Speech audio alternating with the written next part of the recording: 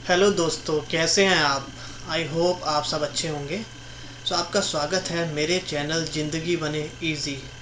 दोस्तों, इस वीडियो में हम बात करेंगे महिला सशक्तिकरण अर्थात महिला एम्पावरमेंट। दोस्तों, इस वीडियो में हम जानेंगे कि किस तरीके से महिलाओं के अधिकारों और कर्तव्यों को और जागरूक बनाना और महिलाओं को और शक्तिशाली बनाना। चलिए शुरू करते हैं। महिला सशक्तिकरण अर्थात महिलाओं के सामाजिक, आर्थिक व धार्मिक अधिकारों को पुरुषों के बराबर न्यायिक स्तर पर लाना। यह तब संभव होगा जब स्त्री पुरुष में हो रहे भेदभाव को मिटा दिया जाए। महिला सशक्तिकरण केवल सभाओं व चर्चा का विषय न बनकर रह जाए, बल्कि प्रैक्टिकल रूप में दैनिक क्रियाकलापों में होने लगे। आश्चर्य की बात तो यह है कि भारत में 95% महिलाओं को अपने संवैधानिक अधिकारों का ज्ञान नहीं है। संविधान हर महिला को उसके अधिकार लेने का उसी प्रकार से वचन देता है जिस प्रकार रिजर्व बैंक का गवर्नर करेंसी नोटों पर हर धारक को मूल्य अदायगी का वचन देता है।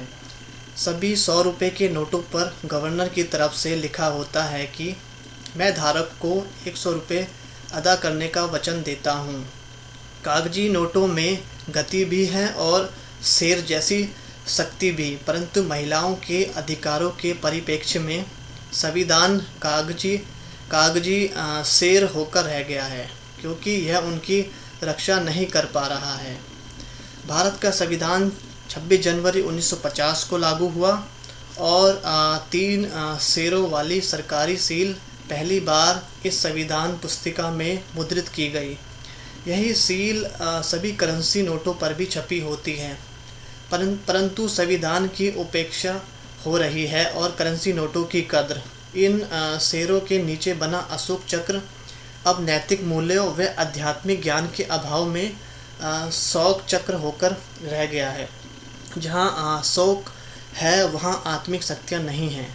संवैधानिक अधिकार उसी महिला को मिलता है जिसे इसका ज्ञान हो और जो अपने हक की मांगे।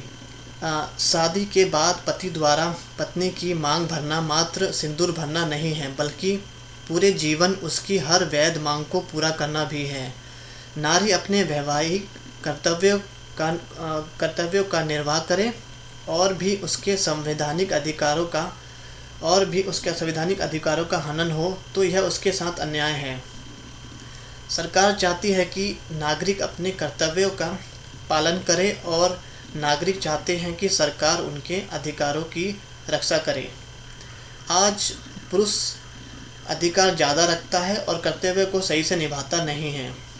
दूसरी ओर वह महिलाओं को अधिकार कम देता है और उन्हें कर्तव्यों पर ज़्यादा चलाता है। इसी विसंगति और कमजोरी के कारण महिला सशक्तिकरण की आवाज़ पैदा हुई है। प्रसन्नता आपका अनमोल खजाना है दोस्तों, उसे छोटी छोटी बातों में लुटने ना दें। भारत को आज़ादी के बाद जब संविधान का प्रारूप बनाया जाने लगा, तब इसका विशेष ध्यान रखा गया कि संविधान में स्त्री और पुरुष दोनों को समान अधिकार दिए जाएं। संविधान ने महिलाओं को शिक्षा, खेलकूद, सूचना व प्रसारण, राजनीति, आर्ट एवं कल्चर आदि के क्षेत्र में अपनी प्रतिभा दिखाने का पूरा मौका दिया, परंतु कई रीति रिवाजों व पारिवारिक मान्यताओं ने महिलाओं को खुलकर आगे आने नहीं दिया और संविधान प्रदत्त मौक़ों का सीमित लाभ ही लिया जा सका। भारत के संविधान के अनुच्छेद 14 के अंतर्गत महिलाओं को समानता का अधिकार मिला और इसे कानूनन अनिवार्य बनाया गया। अनुच्छेद 39D के तहत समान कार्य के लिए महिलाओं को समान वेतन दिया जाने का प्रावधान है। उसी तरह महिलाओं को मातृत्व अवकाश दिया जाने का नियम है। अब यह अवकाश बढ़ाकर 6 मास का कर दिया गया है। दहेज निषेध अधिनियम के द्वारा दहेज मांगने व दहेज देने पर सजा दिया जाने का प्रावधान है। कार्य स्थलों पर बढ़ते यौन अपराधों की रोकथाम के लिए यौन उत्पीड़न अधिनियम 2013 के द्वारा महिलाओं को सुरक्षा प्रदान की गई है। ऊपर दिए गए संविधान उपायों के असशक्तिकरण या अप्रभावी होने पर महिला सशक्तिकरण की आवाज़ें उठने लगी। आज सशक्तिकरण मात्र एक शब्द होकर रह गया है और इसमें निहित भाव को समझा नहीं जा रहा है। सशक्तिकरण अर्थात नारी के गुण, शक्ति, ज्ञान व अनुभव का फ़ायदा उसे भी मिले और समाज को भी मिले और इनकी अभिव्यक्ति हेतु अनुकूल माहौल व स्वतंत्रता नारी को प्राप्त हो। दूसरे शब्दों में नारी को अपनी आंतरिक क्षमताओं, प्रतिभाओं व शक्तियों के प्रयोग की पूरी स्वतंत्रता हो, बिल्कुल उतनी ही जितनी कि आज पुरुषों को प्राप्त है। उसे अपने फैसले लेने का अधिकार हो।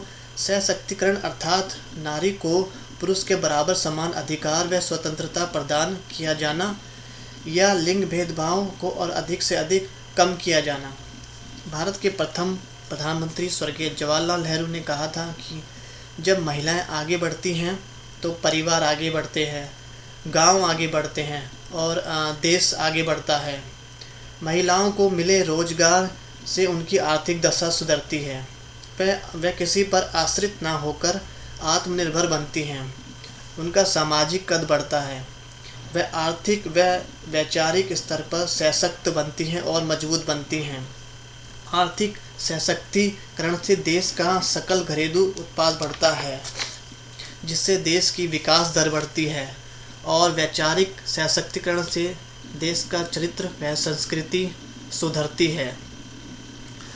प्रश्न यह उठता है कि क्या वास्तव में महिलाएं अशक्त, कमज़ोर व दुर्बल हो गई हैं या यह पुरुष है जो विभिन्न आसक्तियों व झूठे दंभ के कारण महिलाओं पर मनमानी करता है।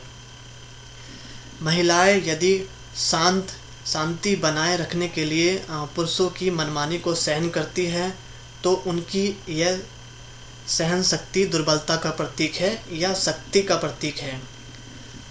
सहन करना दुर्बलता का प्रतीक नहीं है, इसलिए ही इसे सहन शक्ति कहा जाता है। तो नारी के सशक्तिकरण की आवश्यकता है क्या महिलाओं के द्वारा पुरुषों का विरोध करना ही उन्हें सशक्त और मजबूत बनाएगा? यह ऐसा होता तो घर घर में, पति पत्नी में हो रहे फसाद और लड़ाई झगड़े का कारण तो उस पत्नी का अशक्त होना ही माना जाता। कलेश से भरे किसी घर की गृहिणी जब ईश्वरीय ज्ञान को प्राप्त कर पति से विवाद करना बंद कर देती है और पति के विरोध करने पर भी ईश्वरीय महावाक्यों को सुनने प्रतिदिन आश्रम जाने लगती है, तो उस नारी का यह परिवर्तन उसका सशक्तिकरण कहा जाएगा या नहीं?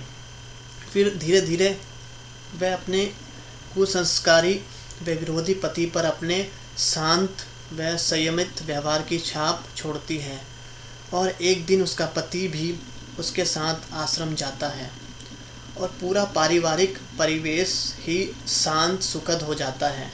तो इसे महिला सशक्तिकरण की मिसाल माना जाएगा या नहीं?